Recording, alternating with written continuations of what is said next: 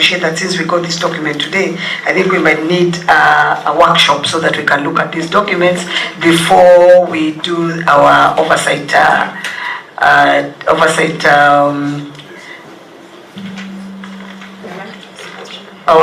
in Nairobi County. Thank you. Yes. Oh, he has not finished.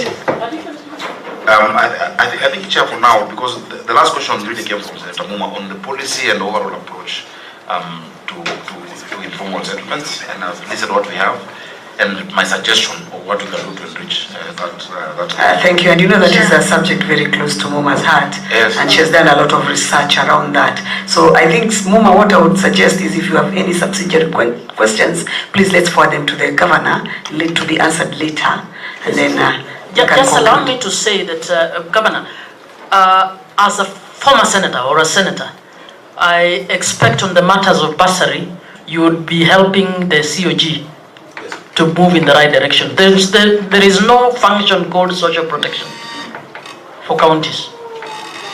Social protection is like social welfare, security, and social protection includes housing, health, education. So we cannot say education for purposes of governance will become social protection in order for you to implement. So for those of you who are, let us maintain that national government must put enough money for those bursaries, and if you want to do it, you must be given that money as a conditional grant. I agree completely. Thank you, Senator Muma. Let's move, please. Vice Chair, you are done. You are led first, Vice Chair. Okay, let me start from where Senator Muma stopped, because that was one of the key issues. We wanted governors to be in one understanding with us. By the way, we are with the control of budget. We are the ones who emboldened them when they came before us. And we said governors are giving bursaries instead of taking care of our little babies. And now you can see what the damage it has done. In fact, I was looking at your budget, Governor, and I was telling myself, you have said 2024, 2025, there is no bursary that was given. And you are not including your VTCs. It means VTCs have never enjoyed anything, but hold that question when we reach the VTC. You will tell us how you are funding your VTCs. Because some counties are giving free VTCs. You just go in and start welding and go back home. So we want to know why that money was not attractive enough for the functions in Schedule 4. And we've been pushing that so much because we would like governors to start paying attention to Schedule 4. Governor, a few small questions because I've asked a number of questions as I interjected.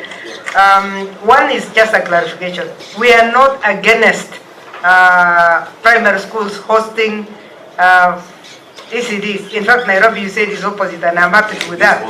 Yeah, they are hosting primary schools. But while we are hosting primary schools, there is a policy here that tells you the acreage that you must confine your primary school. And that, in fact, in the city, it is about a quarter of an acre. 3 acres. No, in this policy here of 2017, it gives you acreage, and that acreage, I hope you have the policy of 2017, and if you look at the policy of 2017, Article 1.1, pre-primary 1.1, if you can show the governor, we have urban areas, in fact it's less than a quarter, it is 0.125 acres. And then in rural high schools, the recommended acreage is a quarter, rural high density. And then rural low density is half an acre. What we are looking for is fencing off. Governor, we have gone to counties where governors have built beautiful toilets for the small kids, but in the primary school.